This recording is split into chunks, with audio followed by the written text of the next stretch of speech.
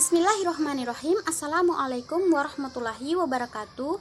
Perkenalkan, kami dari kelompok 8. Di sini kami akan mempresentasikan makalah kerja kelompok kami yang berjudul membaca paragraf. Sebelum itu saya akan memperkenalkan diri saya. Perkenalkan, nama saya Nurfisawati, NIM 2019 A1H125. Di sini saya sebagai moderator sekaligus sebagai pemateri pertama, dan pemateri kedua adalah Nur Luciana, NIM 2019 A1H124. Yang pertama, membaca paragraf. Paragraf adalah satuan pengembangan terkecil dari karangan. Paragraf mengandung suatu pikiran pokok. Adapun kalimat-kalimat yang membentuk satu paragraf umumnya dapat dibagi menjadi dua, yaitu kalimat topik dan kalimat-kalimat jabaran. Pikiran pokok paragraf biasanya terkandung dalam kalimat pertama atau kalimat terakhir dari paragraf tersebut. Paragraf dibuat pada baris pertama dan kata pertama masuk ke dalam beberapa ketukan atau spasi. Paragraf dibentuk dari beberapa kalimat, kalimat dibentuk dari kataan, dan kataan dibentuk dari kata. Yang kedua adalah syarat-syarat penulisan paragraf. Ada 4 syarat-syarat penulisan paragraf.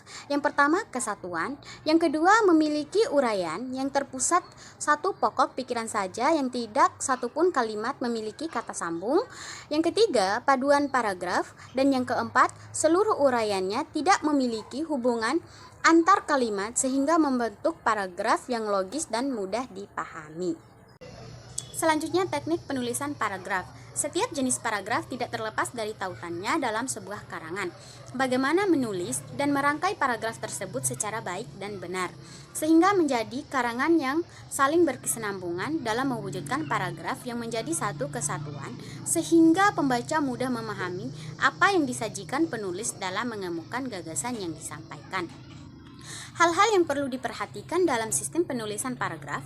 Yang pertama, hendaknya menentukan terlebih dahulu ide pokok sebelum menulis paragraf. Apabila tidak membuat rencana terlebih dahulu, maka paragraf tidak sempurna. Yang kedua, menguraikan ide pokok dengan kalimat penjelas yang akan dikembangkan dalam penulisan paragraf. Yang ketiga, mengembangkan paragraf dengan menggunakan teknik pengembangan paragraf sehingga tercipta sebuah paragraf yang baik. Dan yang keempat, memilih kata atau menyelesaikan kata yang akan dibuat dalam penulisan paragraf. Baiklah, selanjutnya akan dibacakan oleh pemateri kedua, yaitu Nur Luciana. Assalamualaikum warahmatullahi wabarakatuh. Baik, di sini saya akan melanjutkan pembaca dari Nur Fisawati, yaitu membaca artikel atau pengertian artikel. Artikel merupakan salah satu karangan ilmiah yang dapat berbentuk eksposisi dan argumentasi. Dalam hal ini, artikel-artikel dalam berbagai majalah dan surat kabar pada umumnya dapat digolongkan pada karangan yang berbentuk eksposisi. Artikel-artikel dalam karangan-karangan lainnya yang bersifat ilmiah pada umumnya dapat digolongkan dalam bentuk karangan yang berbentuk argumentasi. Membaca novel. Dalam membaca non-fiksi, informasi fokus ialah pikiran pokok dan jabatan yang diuraikan pengarah secara faktual dan argumentatif.